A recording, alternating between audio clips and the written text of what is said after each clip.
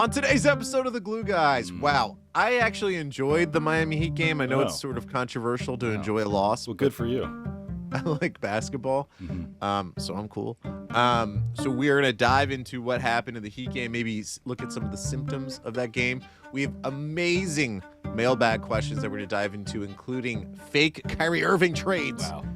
And then Brian and I, at the very, very end, we're going to talk Dune because I'm blown away. I was blown away. You've been looking for a franchise, Mike. Loves a franchise.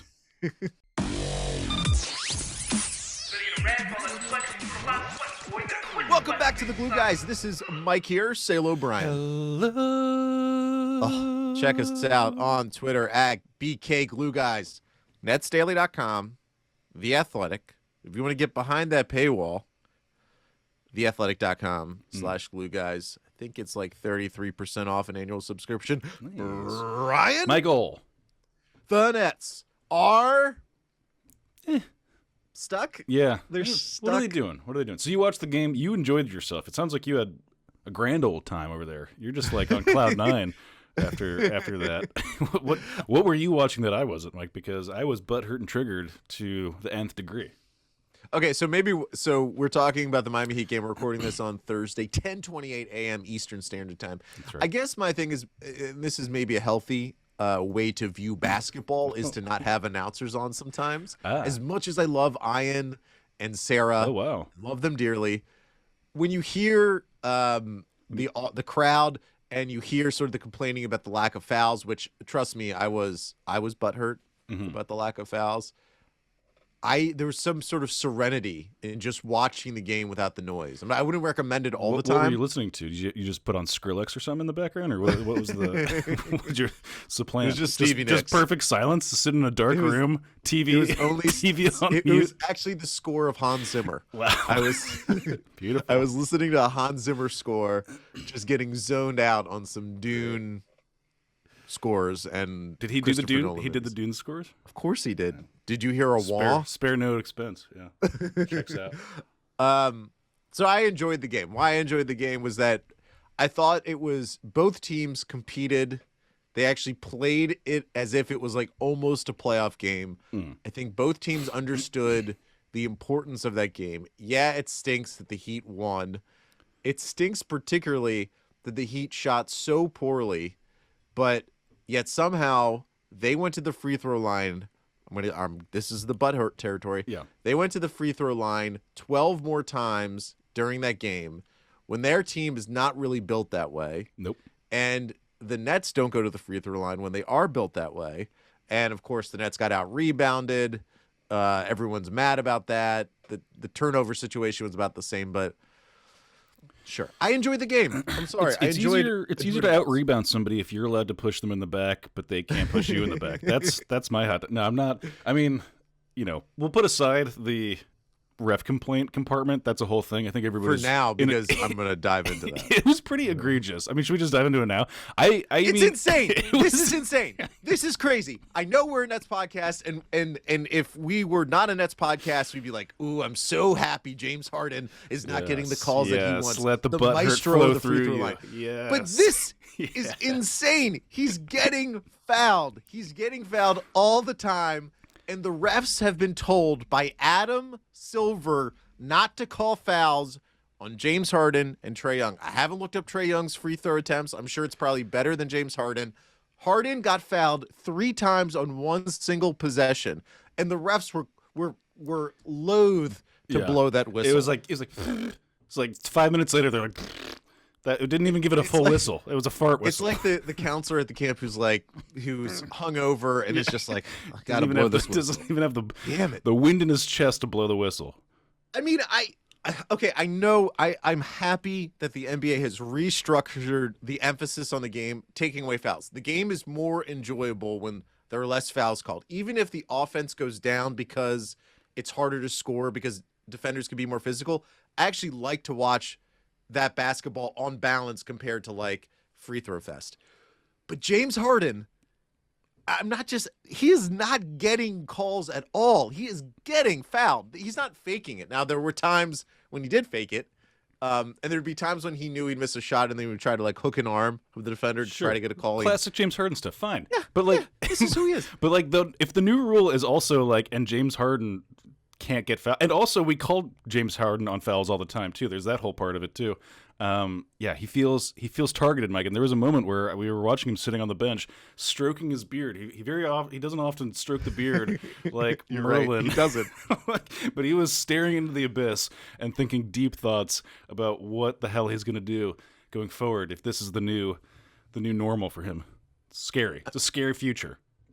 I don't know if you're much of a baseball fan, but during the season in baseball, Major League Baseball, essentially pitchers were using illegal substances to get better grip on the ball to increase their spin rate on the ball, which makes it harder to hit. Mm-hmm. During the season, baseball took that away. One guy, Tyler Glasnow, got hurt and believes it was because he wasn't able to grip the ball like he did and had to really hold on to the ball hard, and he hurt his arm. Now, so this rule change happened before the season, but like Harden is being affected by it, and I've been texting with Mo DeKeel. Mo used to be the video coordinator for the Clippers and the Spurs. We're gonna have him on as a bonus episode for tomorrow because he actually knows what's happening. So he can really tell me. What are you trying to say? That we don't know what's happening. That he will let me know if I'm right or wrong about whether Harden's in fact getting fouled and how he's being officiated differently. I enjoyed the game, but it is undeniable that the NBA has made it so they've told the refs they've been told you're not going to give these fouls out, and I think specifically we're not going to give these to Harden because he is the poster child for sort of the way that basketball was being played the past few years, which was hunting for fouls. Okay. And I think what that has led is that there's now this overreaction, and that's common in basketball and the NFL. That's happened too, where there's a new rule, there's an overreaction to the new rule and the way the refs do it, and then they kind of back off of it during the year. But he's getting do you agree that he is not getting calls that he at least should be getting, not even the ones that he's trying to make up? I mean, I don't only just agree for James Harden. I mean, the entire team. I mean, it was an insane game of refereeing. I wonder if it I was talking about this on the stream last night. How much are these refs are we able to shove their smush their face in the PP carpet here and be like, you guys were doing things wrong? How much time do people spend actually addressing how badly that was officiated? And are we actually just crazy homers for thinking that it was terribly officiated, or is this has the rest of the league are they able to pick up on that or what? Well, I think it was a perfect confluence of events where the Nets have been underwhelming this season. Harden has not been getting the free throw attempts that he usually gets during a game, which not only does he get the extra points from the free throw line, it impacts the way the defense can play him so that they're afraid to defend him, a much closer level. He's able to get more assists off of that. He's able to control the game at a greater level than just getting to the free throw line, right? So there's that impact too. And they played a Miami Heat team that is a contender for the Eastern Conference crown. That is a very physical team with PJ Tucker, Lowry, Butler, Adebayo, not Duncan Robinson. He doesn't really fit within that equation. But he got spicy. There's a spicy moment for Duncan. Yeah, he's I can be one of those guys. Did he? Who did he almost? He was jawing with KD, which is insane. Yeah, Duncan, Let's Idaho go. Robinson. Let's go, Duncan. Slow down. That's what I'm saying. Anyone named Duncan is a non-threat, Mike. We'll get to it. So it was sort of we've been monitoring this. It's a bit of bubbling situation about the lack of foul calls for the Nets, and it leads to this very important game against a team that is the type of team that specifically tries to play very physical, believing that refs can't call every foul, and the refs didn't call every foul. And it impacted the game. The Nets, they lost by 13, but the game was much closer all throughout, and it was just that simply, kind of got away from them at the end a little bit. It's kind of an insane thing. So who can I blame? I blame the NBA. I blame Adam Silver. I blame President Joe Biden for not passing the infrastructure bill and the social safety net bill. Hopefully that will come out soon. And I blame Marvel and Disney for not paying Scarlett Johansson enough. I don't know. It's insane. I kind of agree with your take though, in that it was if enjoyment evokes emotion, and I think you can make a compelling argument that that's the case, then I agree. Wow, that was profound. That was I enjoyed myself, but I was not enjoying the overall feeling of butthurt and triggeredness that I got. I mean, I'll prefer it to like being bored, in a loss. That's I prefer that. But yeah, I mean, like beyond that, do we have to? I mean, do we analyze the actual matchup there, Mike? Is that part of it? Yeah. Let's analyze the actual matchup. I mean, is there a deep concern? So Kevin Durant said after the game, like they felt like they were getting good looks and they just didn't hit. The Nets shot 39% from the field, 33% from three. Sort of the poster child for that lack of efficiency was Patty Mills. Yeah. But I loved what Patty Mills, how he played. I don't know if you feel the same way, but like he has a level of activity that is different than most shooters. Yeah. In terms, like he's willing to he really tries on defense so hard. And he's making the smart play. It's just that he shot 0 for 6 from 3 and was wide open on all those looks. Yeah, I don't feel like Patty Mills was the part of the problem. I mean, like I guess I agree with Durant in the sense that we just missed a ton of open threes. I also have like a memory of Joe. I don't have the box score in front of me, but a memory of Joe Harris missing a bunch, which I'm loath to acknowledge because I'm trying to chuff him up, for the season. I think he needs some positive reinforcement. Well, Joe, let me just point this. It was a very interesting Joe Harris game because he was 5 for 11 from 3, which he typically doesn't take that. I mean, that's a lot, obviously. Yeah. And that's a nice percentage from 3 if you're taking 11 shots. But he missed all of his 2-point shots. He missed the 4 2-pointers that he took, which, again, he usually hits 1 or 2 of those. And I remember specifically there was one where he drove to the basket and was blatantly fouled and nothing was called. Just comes back to the lopsided refereeing at the end of the day. I mean, I can make that argument. I feel like I can. Honestly make that. Yeah, we're allowed to. We're a Nets podcast. Yeah. Net-centric. Screw the world. It's all about Nets world, baby. That's what we're talking about. But that Heat team, I mean, like the combination of like their annoying players, their physical play, and then also having the refs on their side is like a perfect storm of like, God, I could like by the end of that game when the lead was really slipping, I just fell into a stupor of annoyance. Like it was, I was so annoyed. Yeah, it's frustrating, and they also have they now have a team of like histrionics, right? Where like PJ Tucker is just so. Yes. The combo of Kyle Lowry and PJ Tucker in the guy's face while they've been annihilating us all game and like getting every foul call, and then like they're still like dressing down the refs at every opportunity. It's like it's really just perfect. That team. I actually really hope that we don't play them in the playoffs. It's like I don't know if I can take it. I might seize up. I'm like it'll be really hard for me. Well, and I think this Heat team was specifically designed to defend the Nets more than the Bucks, more than the 76ers. Like, they got PJ Tucker. Not that he even did – like, the funny thing is because the Bucks beat the Nets in the playoffs, there's this storyline that PJ Tucker was somehow, played well against Durant. Yeah, not the case. Yeah. Durant roasted his ass. Yeah. But it's just that PJ Tucker, it looks like he plays defense. So you have Tucker, Lowry – if there's no Kyrie Irving, it really unfortunately I had to bring up Kyrie there, but if there's no Kyrie Irving for the Nets at all this year and there's no replacement that's brought in via trade, it makes it much easier for the Heat to defend the Nets. Also, if the refs continue not calling fouls. So you keep talking about who's this Kyrie Irving? Who's that? Is that you mean the professional touch football player? The philosopher, the noteworthy touch football player? The megaphone for the voiceless. Yeah. We'll get to Kyrie later in our mailbag segment, which will be super great. Before we put this game to bed, let's actually because we also have to divide this by how excellent we looked against the Wizards. Do we need to do that at all? Because we never talked about that game. Yeah, and that's sort of that's sort of the waves of emotion of a season, particularly an early season where we potted after what was the game on Sunday? Oh, the Hornets. The Hornets. Yeah, we've kind of hitting on the off nights. And then the Wizards game was like a real up. I feel that made it look like, oh, we're going to be completely fine. All of our concerns are completely overblown. Yeah.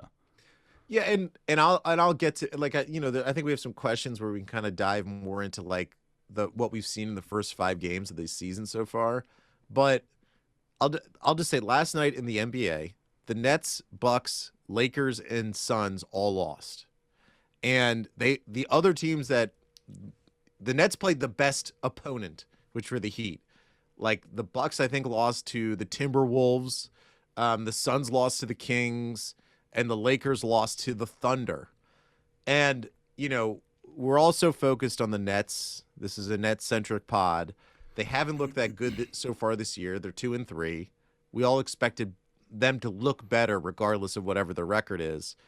But those teams themselves, all of those teams are the top 4 contenders in the country, in the league, and they all lost. And it's early in the season, and no one looks all that great. Like the teams that look great right now are like the Hornets, the Knicks, the Celtics look good at times. The Timberwolves are 3-1. I just want everyone to remember that like the Timberwolves last year to start the year were like 8-1 or something, right? And their social media account was tweeting out these hilarious like they were tweeting out like people's prediction that the Timberwolves would suck, and they were like, "Do we suck now?"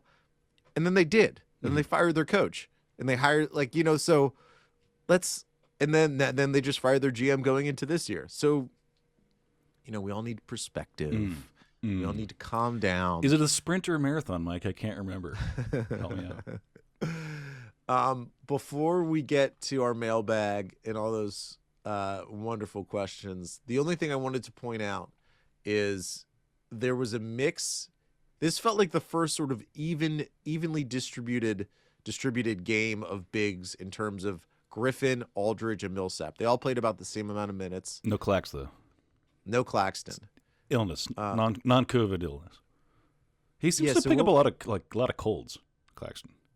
What's going on? Is he hanging out at a daycare? Yeah. Is he licking toddlers' feet and getting foot-mouth disease or whatever that is? Hoof and what is Why do they happening? call it a hoof and mouth disease? Why the hoof? No, isn't it foot and mouth? Is it hand, foot, and mouth disease? I thought they had a hoof in there. Maybe it's there's also. I think there's also a hoof disease, but I think that's to do with cows, right? Isn't that I don't know. I'm not a doctor, but I feel like there's a hoof disease in there. I don't know what's that guy needs like a. Do you know when I was a kid I got Coxsackie's virus? What the hell is that? It's before we get crazy. It's based on a town called Coxsackie, New York, but it is from drinking piss in a public pool. That's how you get it. Oh my God, Brian! Do we edit that out? I don't know. No, that's fine. And it's like basically you get chicken pox from it. It's a bad one. Steer clear. Hopefully Nick Claxton doesn't have that. How did your dad take the news that you were drinking people water? Nicely done. How did my dad take the news? I didn't. That's a funny way of presenting that. I think he took it hard. I think he thought he disowned me due to degeneracy of the highest order. I mean, obviously, you didn't know that you were. I think it's all speculation. Who knows how you pick it up? But that's what they came up with. That's what I came up with. Let's just do this. I think we should go to break. We'll go to hit our emails because some of what I want to discuss about James Harden, Steve Nash, Kyrie Irving, the big situation, it's all going to be addressed within our emails. So let's do this. We'll go quick break. Coming back, we'll dive into the mailbag netspod@gmail.com. And we're back, Brian. Wow, good to be here. Do you have the mailbag open? Or do you? I have it. It is open. It is wide agape. Ready? You ready for me? Yeah, you drive the bus. First up, Cheerboy. I mean, we addressed this one already, but Cheerboy, Ollie Khan. Beautiful name. Love that. Sorry, he signed off Ollie. Sorry, Ollie. I doxed you. Do you think James Harden will get back to form, and do we need to start panicking, or will we be okay? Love the pod, guys. Ollie. Love you. Mike, overall, gun to your head, James Harden, are you worried? I'm 20% worried on a 100% scale of worriness. Okay. I am. So I think there's almost like too much attention being paid to the fact about like James Harden's he doesn't have the burst and all that stuff. Now he's really leaning hard on this hamstring injury that he had like 5 months ago. How much do you think like he says it specifically, he's working back his way into health. Yeah. I'm surprised that hamstring was that devastating because he did play in the playoffs on it, as ineffective as he was. So what's your worry? It was a weird quote, and Matt Brooks, I think, tweeted that out. Shout out to Matt Brooks. That he was like, I know everyone wants me to score 30 or 40. I should pull it up and get it exactly, but anyways, I know people want me to score 30 and 40, but like I was rehabbing this summer and not playing pickup, so I just can't do that. And it didn't qualify. He said he had a grade 2 hamstring strain he said he had 3 strains during the year. Yeah. Right. Which is, we knew. Yeah, that makes sense. That checks out. So I guess there's quite a bit of rehab that goes into that. Fine, fair. But the idea that like your entire first part of the season is going to hinge on you playing pickup, I mean, I guess heck, what do I know? You're the professional. So, I mean, but he didn't put any qualifiers on it. He's like, I'm not going to do it. That's just not going to happen. And it doesn't say like until or if this changes, or when I get this amount of reps in, or it was just like, that's it. No more 30 or 40-point games. Sorry, guys. Which I'm sure that's not how it's, to be read or whatever, that I'm sure that he thinks that he can get back there if he needs to. But that's a weird quote, and I didn't like it. I didn't like to see that he's doing any kind of like hemming and hawing about his performance in that way, and needing to kind of like lay out those reasons. That felt bad for me. Yeah, is it worse that he is resigned to the fact that he can't reach the higher levels that he was hitting, right? Is it almost worse the fact that he knows that, like, maybe he has faith that he will get back there? I'm sure he does. But I guess it's just concerning where he's like, yeah, I'm not going to be that great right now. I would have way preferred if he was like, shut up, nerds. I'm going to go score 30 someday and 40 someday. It's fine. This is just, slow start of the season. It was rehabbing. Like if he had started that sentence with shut up, nerds, I would have felt fine. I would have felt great. Sure. Yeah. Mostly that's kind of, I appreciate the PR aspect of just saying shut up, nerds. Yeah. Like I think that should constantly be used. Yeah. Like when Biden addresses Congress, the State of the Union. Shut up, nerds. Hey, shut up, nerds. Yeah. My poll numbers suck. But I got this. Yeah. I'll put my aviators on and really eat that ice cream and get ready. I agree. Chocolate chip. That's it. Do you remember that clip? That was... Damn it, Joe. Anyway, but I agree with you that 20% I think is, I mean, I don't know. Is that high? Maybe I'm at like. I mean, he's still. So okay, let me say this. Nick Wright, Fox Sports 1's Nick Wright, who again, I did reach out to via email. I was like, hey, come on the show. Didn't respond. So this is in full honesty of him, because what people don't know. If anyone says they don't want to come on the show or just don't answer whether they want to come on the show, I immediately you're on the show. You're one way or another. Nick Wright's going to show up on the show. I'm airing the dirty laundry. Yeah. But he literally said on Fox Sports 1 this morning that James Harden's one of the 5 worst players so far this season, which is just a wild. Like I know it's a TV show, and I know part of what Nick Wright's character has become a Nets hater because he's a supporter of LeBron. Right, he is. Kyrie Irving had tweeted out the puppet. Is it a marionette? Is that who controls the puppet? Is that totally false puppetry? I don't know. I feel like the marionette is the puppet itself. It's just the fancy name for it. Okay, the puppeteer. This is Harden's season, and I'm not saying he's been great, but he's still averaging 17 points, 8 assists, and 7 rebounds. And yeah, his efficiency's been way off. He hasn't gotten to the line really at all, which is we've discussed many times. I'll hit PER. He's 133rd in the NBA right now in PER. So let's remove like 40 of those people who are like, centers who play 2 minutes and get 2 rebounds and they become top PER people. I don't feel like I need to defend this. He's not one of the 5 worst players in the NBA. He's just not. So I think that there's this weird thing that is happening where Harden is like being attacked super early because of the rule change, because he hasn't had the burst that he usually does. Am I panicking? I'm not. To answer Ollie's question, not panicking. I'm a little bit happy he didn't take that 5-year extension because I would like to see him play really well. Yeah. I am pretty confident as that Harden, he is one of the greatest offensive players to ever play basketball. I'm pretty confident that he'll get back to that level. There's no reason for him not to. That was a spicy take that was laid out in the stream chat last night. And shout out to the Discord, by the way, because that leads to the stream. That's the flow. That's the funnel. Link is in the Twitter bio. Is it the tributary? The tributary is a river that feeds into a lake, isn't it usually? You're the geologist. Brian? What do I know? I mean, I grew up near the Chesapeake Bay, so like I'm really into. But it was floated up by Matt Parker in the chat. Do we extend James Harden if this continues much longer? It's a big question. It's a spicy take. As of now, it's a yes. But next up, Cheerboy, Colin Hellwig. We really got to get that John Cena thing back. It's just not the same. Colin says, "Hey guys, big fan and a Nets writer myself." Oh, shout out to Colin. And we see what school you went to, Brian. We don't want to dox him too much, but don't dox. I'm sure he went to he goes to Syracuse. Fully doxed. At Colin Hellwig on Twitter, give him a follow. Patty Mills is no Kyrie Irving, but with how well he's played thus far, do you think we should run our same rotation as last year? KD, Kyrie, Harden all start, but then Harden stays on to run the second unit with Mills just taking Irving's place. I think that system worked to the Big Three's advantage very well, and Mills strikes me as a close enough resemblance to Irving to make it work.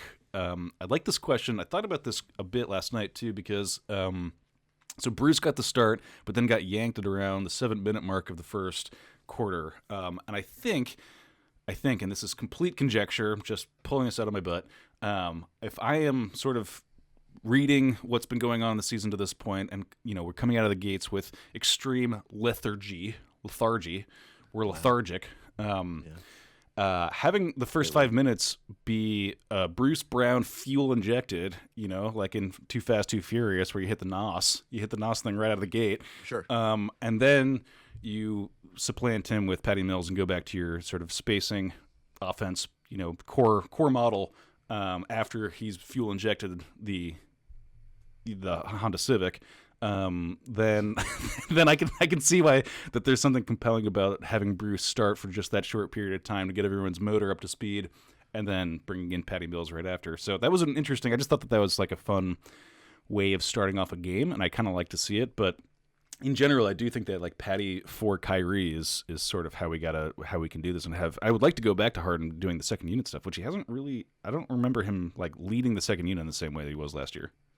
Well, and it's a harder, so like the Harden, to speak specifically the Harden second unit thing, like Jeff Green was crucial in those second unit minutes, right? And I think that like Paul Millsap was 1 from 3 in this game. LaMarcus Aldridge took a 3, didn't go in. They don't really, and Blake Griffin is just really not like a 3-point shooting big at this point. I know he's trying to work on it. They really are kind of missing the Jeff Green reliable 3-point shooter, small ball 5 type dude right now. It should be Paul Millsap. He's been over it over his career. To Patty Mills, like, and this email was sent before the Heat game. So we didn't have the luxury of seeing that Patty Mills, played 31 minutes. He was 1 from 9 from the field. But again, I really like the way he played. Like I kind of think that there's maybe, because I didn't watch too much Spurs over the past few years. I mean, of course, I remember Patty Mills when he was on all those contending teams, and I always loved the way he played. But I hadn't seen him in a few years to this level. And what I love about him is that, like, I think my idea of him was much more of that he's a shooter, right? And he maybe contributes in the way that, like, a Landry Shamet, who we keep bringing up. But he's just way more active. Obviously, I mean, he's a way better player than Landry Shamet overall. He's smarter, more aggressive. He's not necessarily driving to the hole, but he's always kind of dribbling, trying to get into the defense real quick, passing it back out. He's making quick decisions that I do think help the offense. The one thing I will say about the game last night is, even though the Nets lost, I think there's so much of a greater sense of urgency with the team They tried to get in the offensive sets really quick.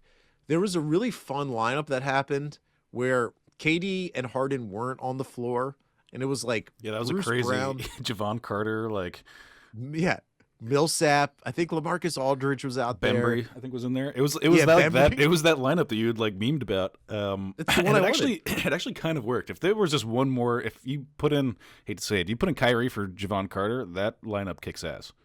Yeah, it's just that was like a fun. I was like, because Nash really does do a nice job of always having KD or Harden on the floor. He pretty much always has one of those two guys on the floor. And obviously, when Kyrie was on the team, it's pretty easy to have one of those three on the floor. Mm-hmm. I liked that lineup. And what I liked about it was that they knew what they wanted to do. They wanted to get the ball down the floor quick. They wanted to be active. They wanted to try to create open shots by their activity, as opposed to sometimes what happens with Harden is that everyone just stands around. And you know who really like took the mantle on that in that lineup in particular was Bembry, your boy, who continues to inspire and amaze. He's been sort of a pretty easy favorite of the new guys to this point, I think, potentially. And no, maybe Patty Mills. But anyways, that was a great question, Colin. Give him a follow at Colin Hellwig on Twitter. Next up, Cheerboy. This is Eddie America Mensa. It's great. I love that name, Eddie America Mensa. I honestly think Claxton might not be good enough in a playoff rotation. Should we attempt to sign DeMarcus Cousins or Myers Leonard to replace him and or give Day'Ron Sharpe an opportunity? Tell you what, if you don't think Nick Claxton's ready for a playoff rotation, wait till you see what DeMarcus Cousins and Myers Leonard have been up to. Yeah, I don't think Myers Leonard is going to be signed by anyone. No, after he may have had, what did he have, a Jewish slur? He did. He used the K slur in a live stream, which is just a wild. It's a weird one to pull. As a Jewish man, it's just like a wild because it's like totally out of the consciousness in terms of. I honestly, whatever, not to get into it, but I honestly believe he like totally didn't like. He just saw it on the internet and doesn't know what it means. Like I think that's like because it's such an obscure one to pull for in that, especially in that context. You know exactly what it means. Yeah, and sure. I did watch him like talk about some things like that were in the SJ. Like I don't have reason to believe that he's like it belies some greater anti-Semitism. It's possible, who knows? But yeah, he got canceled badly, and so anyways. Myers probably can't get a job, but DeMarcus. I don't think he's getting a job in Brooklyn. No, that's a tough one. Particularly because if you ever go to a Nets game, there are a large portion of the fan base that go to the games are Orthodox Jews. Yes, and during the high holidays, I mean, like they'll do some in-game, tips of the yarmulke to the Jewish crowd. Tips of the yarmulke. Yeah, so I don't think Myers Leonard is gonna be on this team anytime soon. DeMarcus Cousins is interesting because you could see like Kevin Durant, saying on some level that he should be with the team. I really think what they're just gonna do is they're gonna continue to do the Blake Griffin, Aldridge, Millsap, Claxton rotation, and then as the season goes along, they're gonna think about, okay, do we trade Claxton now to some team to get a more reliable big? I think that's the move because I don't think Claxton's going to be on this team long term. Ultimately, even though he's been disappointing this year, I still think he's going to get a nice enough contract where he's just going to be way too expensive for the Nets. I'm not actually sure about that anymore. I think I know it's weakening. It's it's in a weird spot for sure. The body of work is not big enough for it to suck really badly this year. Can you imagine that pressure? Like the thing about Claxton is that he has all this talent, but he's shoved onto this team where they need him to play 25 minutes. And if he does do that, like if he achieves being a reliable force on the Nets, then that means he's going to be a $20 million player, right? But if he can't play that well for the Nets and he becomes like a guy who's in and out of the lineup, he's not going to get a big, like all of it. It all depends on his performance right now. Mm-hmm. Depends on how much wealth he's going to accumulate in his life. And it's so drastic between playing 25 minutes or playing 13, or whatever. That's tough. It is. And here's another tough one. Thank you, Eddie. And next up is Cheerboy Glenn Y. And this one's going to be spicy. So Here comes Glenn Ryan with the heat. What are some out-of-the-box trade ideas you have for Kyrie? Signed friend of the pod, your boy, Glenn. Do you got anything crazy out of left field? I'm not talking about Ben Simmons. Okay, that's run-of-the-mill. That's yesterday's news. I'm not talking about Damian Lillard. Who hasn't thought of it? I'm not talking about... Who else? What is Don't take away all my options before I get to say my DeAndre options. Ayton. No, that is spicy, Brian. Hey, stop. Okay. Want something truly out of the box. Here's what you need to do. If you're Sean Marks or if you're a fan of the Nets and you are dissatisfied with Kyrie Irving and you think that he will never get vaccinated and that New York City will never change their local ordinance, take a shot. What you need to think about are what owners are dumb or desperate or both. So those are the ownership groups, because this would be an ownership decision to bring in Kyrie Irving. Who's dumb, who's desperate, or who's both? New owners are usually dumb. Alex Rodriguez and Mark Lowry. I actually have a friend who knows Mark Lowry pretty well. Does he say he's dumb? He's a very smart man. They're all very smart people, but, they're dumb as well. We're all flawed, imperfect. I could see Alex Rodriguez, they are hot after Ben Simmons. And I could see Alex Rodriguez being the type of guy who's like, we just got to get talent. We just got to get premier talent here to Minnesota. And we need to get the talent here. Then we can lock them in, and they'll be a part of the team. Karl Anthony Towns and Kyrie Irving will, form some Jersey bond by playing together. So I could see the Timberwolves being a target. I could see the Pelicans being a target because they have an insane amount of pressure right now. Dave Griffin, the guy who runs the team, has, for some reason, he's fired 2 coaches already so quickly, and he's on to his 3rd one. And Zion is basically hinting that he may not even sign an extension. He would break tradition in the NBA, not even sign an extension. Sacramento Kings. The Kings actually have a lot of point guards, and it'd be kind of odd to trade for Kyrie Irving. And I think that's the list. I think, and then there's other teams that could kind of come into the picture, like the Thunder, just because it's like a pure talent play for them. The Indiana Pacers on some level, because there seems to be some level of dissatisfaction with Malcolm Brogdon. You just look at those teams and you think about how you can construct a trade. Brian, you poo-poo my DeAndre Ayton. I think it's spicy to say DeAndre Ayton wasn't given the contract extension that he wanted. You could pretty easily do like a 3-team trade where Kyrie goes to Philly, Ben Simmons goes to Phoenix, and DeAndre Ayton goes to Brooklyn. It's just it's so convenient. It's almost too convenient, but I love it. I mean, yeah, it doesn't, and obviously it doesn't really make sense because it's like, why if you don't want to pay DeAndre Ayton, would you not, like, why would you then want to pay Ben Simmons? Because Ben Simmons already has the max extension. I understand that aspect of it. A bit more of a proven commodity. And if you really don't think DeAndre Ayton's not I can make an argument. Well, let's talk about the Timberwolves for a sec. Okay. Would you take D'Angelo Russell back for Kyrie? Because that would be the deal. Maybe Minnesota's throwing in, another role player on that picture. But like, that's I hate to say it, but like down on my plums where I do all my thinking, I gotta think that this dude comes back, gets a vax and comes back. I gotta think he can't go this whole season. It's just too damning. I agree. It's just too damning. That's plum talk. So, I can't, and you'd really be, betting the farm that he's not going to do that if you trade him for what I think everyone would see as a pretty big downgrade in love D'Angelo Russell as a human being, but we talked about this right after that trade. It was like, oh, that is a whole standard deviation of better player from Kyrie to D'Angelo Russell. Yes.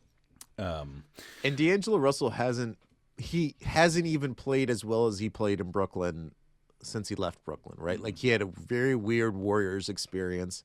He goes to Minnesota, gets hurt, doesn't really get to play with Karl Anthony Towns. They start this season. I talked about it. The Timberwolves were playing well, but it's not really because of D'Angelo Russell. It's really because Karl Anthony Towns and Anthony Edwards are dope, and awesome. D'Angelo Russell's averaging just for people's perspective, he's averaging 18 points per game, 4 rebounds, 4.5 assists, and 4 turnovers. So he's not really an efficient player at this point. But that's the kind of trade you make if you're like wholly confident that you'll never get Kyrie Irving. I agree with you that like it would just be so damn odd if Kyrie was really like, nah, I'm just not going to get vaccinated ever. Like it feels like it's going to happen. Feels like it's going to happen. But hey, what do we know? Last 2 questions, Mike, and then we talk Dune. Spoilers upon spoilers. First up, Cheerboy Sam. Sam says, hey, Glue Guys, just have a quick question. I've been seeing this in the spicy world of Nets Twitter, which, by the way, I haven't been hanging out in these Twitter spaces, but I hear they get raucous, Mike. It's a Thunderdome of blood sports over there. We might have to check it out at some point. Some people are calling for Steve Nash's head already. Who would have thunk? Realistically, if the Nets continue to slide and not perform well, do you think his job could be in jeopardy? Thank you, Sam. Thanks, Sam. That's a good question. Mike. Yes. Steve Nash, is his job in trouble? I don't think so. Do you think? I don't think so. And if it was, then Sean Marks is in trouble because Marks made a really risky move to hire Nash, right? Yeah. So what would have to happen is that Kevin Durant and James Harden would have to say, hey, Nash is like really not providing what we need. We need to get Mike D'Antoni back here and coach this team or something like that. Yeah. It doesn't feel like I know we can pick apart some of the things that Nash does. Like he didn't play Bruce Brown earlier in the year, and then he plays, and Bruce Brown's like, he's just better than James Johnson and the other guys that were playing ahead of him. So it's like an odd thing. But we talked about this, like it's a worthwhile thing to do to see if Nick Claxton can be your starting center. And then like, okay, we did that, found out he probably can't. Great, move on. Yeah, let's move on. I don't know. I think Steve Nash, he does the thing he does not get credit for is like the incredible amount of calm he brings to a team that, a tempest in a teapot. It is like his love energy is healing, and it has a large area of effect. It's just I've in as much as like, I think people go back and forth on like the actual overall net effect of like head coaching on elite teams, because there's a whole big meme. It's like if you have Kevin Durant, that's what there's not a ton of like high level coaching decisions that need to be made ultimately, because that dude is gonna do what he needs to do. But that being said, like I'll put it this way: does D'Antoni's presence make a big difference for you, or the lack of that kind of experience as your assistant coach on the bench? Is that because that's where I see it's like, okay, if we're gonna say that Steve Nash is the love energy beacon, which I think he is, then you have to have some brains powering the operation as well, which I guess D'Antoni sort of de facto was. Are we worried about that gap? No, I mean, it's hard for me to imagine that Steve Nash doesn't have that sort of offensive mastermind ability, though I guess I would have thought that Jason Kidd, like as a head coach, should have been an offensive mastermind, and he wasn't. So maybe I shouldn't just assume because Steve Nash was a great point guard that he would be a great coach offensively. Yeah. I think the problem with the offense is Kyrie Irving's not playing basketball, and this team was built around 3 max contract players. One of the max contract players isn't playing. So the role players that were supposed to be surrounding those 3 stars have been pushed into bigger roles. Also, Joe Harris they changed the rules. His $18 million is limited. And now James Harden is like in an identity crisis. So there's like that whole thing. Yeah, it's actually been hardest because like I don't think we really. I know Kyrie got hurt last year too, but Kyrie was 35-5, shooting 50, 40, 90. That's pretty incredible. And I think it was maybe arrogance on our part that we just assumed that this team would keep rolling without that level of production. So, I don't think it's Steve. It doesn't feel Steve Nashy yet. I think the ultimate thing that he has to do with this job is personalities. And I feel like he's doing an amazing job from what we know. Like the Kyrie Irving situation should have been so much more explosive than it was within that locker room. We would have been hearing so many more leaks. you really don't hear that much coming out of the Nets besides like, hey, we love Kyrie, we support him, but we want him here, right? And that's a lot of Nash and Marks, how they run the thing. If it was like, picture any coach like George Karl or some guy like that, like this would be a disaster. Larry Brown, those type of coaches would be a disaster. So I don't know. I don't think Steve Nash is in danger. The only way he gets in danger is if he does something, if Durant and Harden really like disrespect his basketball IQ, which I don't think really would happen. Excellent. Thorough. Next up, Churboy. Maybe. Churgirl, potentially. Churperson, Sorrow Damac. Thank you, Sorrow, says, love you guys, and this is all in good fun. Here we go. But do the other original Nets fans from New Jersey, like myself, who regularly listen to your podcasts, also have an issue with discussions about the acidity or neutrality of brie cheese during their Hoops podcasts? If we were going to take over NYC one day, I think we might want to put away the fine cheese references to basketball. I knew we were going to trend towards hipster Brooklyn with the move to NJ, but this is a step too far and hurting our street cred to boot. Keep up the good work. Two points on this, Mike. I've got 2 points. I've got 2 points. Yeah. One, we started this podcast in 2013, Mike. That's a long time ago. Yeah. And in those years, I will point to our ability to entertain ourselves with things like brie cheese to no end. Because those were some boring years, Mike. And here's something that nobody wants to hear. In the future, there will be some Nets teams with 34 wins, 32 wins, 28 wins. God, hopefully no, but maybe this will happen, Mike. And the people that are podcasting maybe now, this year. the people that are podcasting now, who are riding this wave of just stacking W's, who don't have the muscle memory, don't have the reflexes built up to talk about other dumb shit, are going to be in a bad way. Because if you just talk about Donald Sloan for 45 minutes, you go crazy, Mike. You go insane, and you need a distraction of some kind. Second point: brie is an entry-level cheese. There is fine versions of it, but the idea, and it's important to know that Mike's infantile taste buds are so challenged. You are so wrong on this. So challenged by a school, Brian. It's not. It's brie is. They sell it at every grocery store. It is an entry-level cheese. Foreign. It's an entry-level cheese. It is right. It is just a half step up from American cheese in complexity on your taste buds. It is a subtle, not challenging cheese. Okay. It is a step up. This blows my mind. The fact, like, this shows your privilege, and it's really galling. I feel so bad for you. Dude, there's brie cheese everywhere. What are you talking about? Anytime you go to any everywhere in your beautiful enclaves of where you are in Brooklyn, which I won't name, but which very wealthy people live. Dude, brie cheese is in Montclair, New Jersey.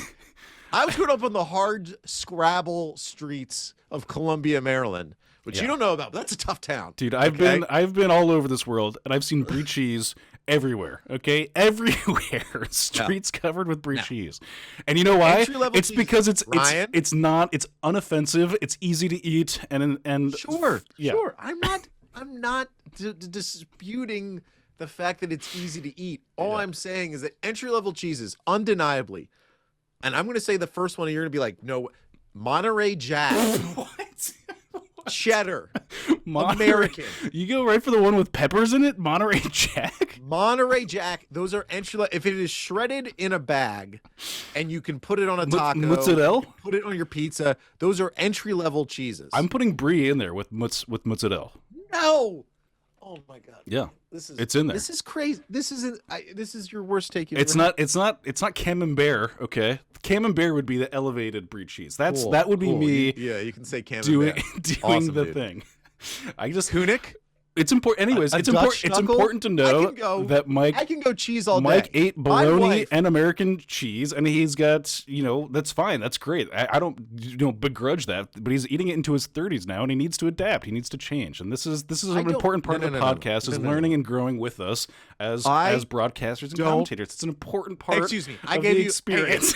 I gave you your turn to talk. Now it's my turn. I don't need to talk about my cheese credentials. Okay, my wife has a personal account at a cheese cave shop. It's very cave-like in the shop. It's not actually in a cave, but Oh my god! You know, And I'm the elaborate. tryhard. Jesus. In Burlington, Vermont. Like my wife has accounts, personal accounts. You know the one where they like write down the note of what you've gotten, and then it's in like a little folder, and then when you go back there, they'll take it out and realize what you got 3 years ago. She has that all over the country. Okay, I have been around the world eating cheeses. Okay, I don't believe you. Brie, while yes, unoffensive, easy to eat, accessible, is a step above American cheddar Monterey Jack. It's a step above. Is mozzarella in that step above? I put mozzarella in a different category. We're all over altogether. the place. We're all over the place. It's right there with mozzarella. That's where I'm putting because it. Because I don't disagree with you that it's like with like Parmesan. I think cheddar and American are like as entry level as it possibly gets. Although if you get a sharp cheddar, that can be more challenging than brie. I'm just gonna head and say that you can get a crystallized cheddar that knocks like blows your wig off. Yeah. Okay. 2-year aged. Yeah, 2-year. Absolutely. There are levels to all those cheeses besides Monterey Jack. There's no level but basement. So anyways, Sorrow, that's to say I so appreciate your comment. Nothing will change. We change nothing for no one, and we can't. Even if we tried, cheese in New Jersey. Even if we tried, we couldn't. But love you back. Mike, do we want to? Speaking of diversions, Dune. Yeah. So spoiler alert, guys. This is the part where we're going to spoil tons of stuff about Dune. Mike never puts spoiler alerts and just starts winging hot takes before. But here is a spoiler alert. If you were wanting to come with us, we were done talking about basketball, and now we're going to talk about something completely different. So, Sorrow, we're doubling down on your comment. This has nothing to do with basketball. Probably. Yes. Maybe it will. Who knows? But massive spoiler alerts. If you haven't seen Dune and you don't want to know what happens, this is goodbye for us. Thank you. Love you guys. Now, Mike, Dune. I was blown away. You love a franchise. You just love cinematic, a world building. You just love world building. You fucking love it. I love world building. I actually do. I love hints at a larger narrative at play. I love a history that I'm not fully aware of. You know, Brian and I talked about this before we were talking about Dune. And Brian likes to make fun of me. He's like, "You love a franchise." You do. You love a franchise. And I think the love of the franchise, not to get too personal. Wow. I'm a child of divorce. You know, too personal. And that's too much. If anything is more, this is a joke for everyone who isn't aware. I mean, I am actually a child of divorce, which is very painful. I was going to say that's really painful. Yeah. But franchises is cinema's form of commitment. I know that I'm going to get more of them. Even though Dune, we didn't know there was going to be a part 2 and probably a part 3 before part 1 came out, which is such a weird way to go about all of this. But I was going to go to a theater to see Dune because I was told that's the way to see it. And you do what you're told.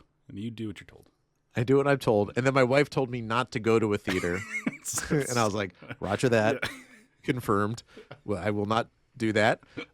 So I watched on my TV on HBO Max 4K, which is sick. Did you put on the surround sound speakers? No. You didn't put the Sonos next to your head? We don't eat brie cheese and have surround sound, buddy. All right, we're cheddar over here. I eat brie cheese off my chest. I just lap it up. It just heats up on your chest and starts melting, like Baron Harkonnen. But I go Harkonnen on that pronunciation. You go. No, but in the movie they say Harkonnen. I think they go Harkonnen.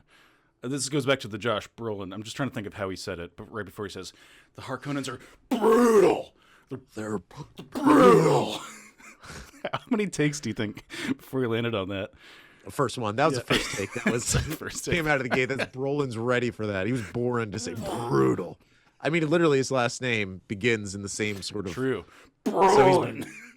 Do you think Denis Villeneuve was only looking for actors that their last names began with BR for that role? True. I loved it. I thought the visuals of it, like, so I can understand the criticism of the movie, the fact that it's not really a movie because it doesn't end. It just sort of stops. It's not really a movie. That's a spicy take. Wow. I understand all that. Like, I understand the criticism that you could say that it's confusing. It's just a bunch of people sort of like, with really good posture and they have nice cheekbones, talking at each other. Get all that? I like that kind of stuff. The visuals of it are something almost I've never seen before in movies, and it deserves credit.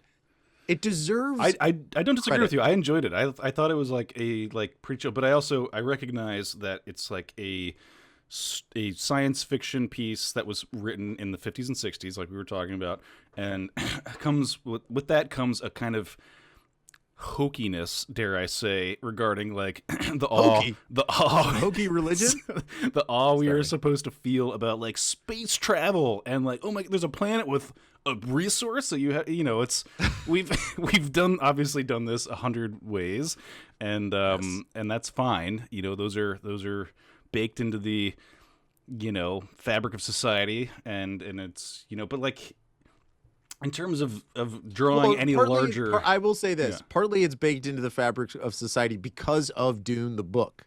Like a lot of like those like overarching like themes of like, people fighting, like you have a local population who's being displaced by, resources the rest of the world is fighting over. Yes, boy wizard becomes man wizard. Man king. Becomes man king. Man king. That's how it ends up. Yeah, so all that 100%, and so that's kind of why I actually like what Villeneuve did. It's because of the story. I mean, we kind of know what's going to happen, even if I hadn't read. I saw Dune, the David Lynch movie. I mean, I didn't remember what like happened, but I saw it. And what either Chalamet becomes the hero or he gets killed, right? Like, and we kind of know where that's going. He's Jesus and all that stuff. Yeah. Fantastic. Did you want to go back and watch the David Lynch one? Sorry, I cut you off. But did you? I watched it like 5 years ago. I didn't go actually back. know that he disowned it. He went Alan Smithy on it. You know that whole thing? Yeah. Yeah, that's a whole. Yeah. You can disown the movie because the studio took it away from you or something. So he did. Have you ever seen? We've talked about this probably. The documentary Jodorowsky's Dune. You ever seen that thing? No, I haven't seen it yet. You should. You'll like it. You will like it, Mike, because it's a lot of little back, behind the scenes of how movies are made that you're gonna. I know that you like this kind of shit, Mike. I know this about you. They're not just made in a magical box and delivered to me, Brian. That's what I hope. But in terms of like hot takes, it's hard to have a hot take about Dune. I would say just because like if you're familiar with the IP, it's faithful to it. I guess I don't know. I haven't read the books, but. So it seems like it. Well, I literally this is how lame I am. I bought the Kindle. You're so in. I know, I'm so in. And I was like, wow, like there are lines from the book in the movie. Yeah. Like, wow, way to go, guys. Yeah. Impressive. Are you, and I do want you to synthesize this for when I talk to you about this, but like, because the sexual undertones between Paul and the mom, they're hinting at them in the movie in a way that you can only like hint at in sort of the mainstream media way of like, visual depictions. So I didn't pick up on any of that in the movie. They're like undressing in each other, and they're like having like a weird moment where they might like look over the shoulder. Is that not a normal like? Nice. Is that not a normal way to hang out with your mom? So I don't know. Maybe I'm reading too much into that. Let me know on Twitter if you read sexual undertones. Stop projecting. That could be on me. But anyways, if you read the book and you pick up on that, I want to know, okay? Because if that's, I guess anytime that there's like things with like royal people, there's always some level of like incestuous vibes, right? That's kind of a thing. Anyways. Well, and like if you want to go the Bene Gesserit, the sort of witch clan that controls the shadows. I did like them. I like that. They do selectively breed people, and like you read a little bit about it. They breed brothers and sisters or stuff like that. You read a little bit about it in the wiki that I've printed out. Is that? I've got it right here. Yeah. I showed it to my sister. Said we can make a baby. I'm pretty deep, and it's sad. No, it's not sad. Actually, I like this about you, Mike. This is part of your show. I go into the Reddit board, but the thing is, the problem that when I do that, I do this with everything that's kind of like this, that I have like a part of IP I have no relation to, whether it's Marvel, DC. Like I didn't read the comic books, but then I see a movie or a TV show, and I'm like Loki. Like, oh, I want to read more about Loki. I go to Marvel Wiki or whatever, and then you read like what happened. So like with Dune Wiki. Immediately when you click on someone's name, it tells you what's going to happen to that person. Like, I know what happens to Paul Atreides, though it's not like that surprising. I just thought the movie itself was, I'm just so impressed by it. You're Like, just ready for a spectacle. It's been a long 18 months, and yes, you're ready for a visual spectacle. we've seen so many movies that necessarily weren't made for TV, but that were taken to TV. And I wish that I, in fact, for some reason they call wives in movies concubines. So I to my own concubine, I didn't listen. I should have not listened to her and gone to the movie, right? Should have risked COVID to have gone and seen that movie in theaters. But just even watching it on my TV, it felt different than like every other, like Mortal Kombat and Wonder Woman and all the movies we've seen on TV. It was better, different experience than all of those, and I'm still watching it on my TV.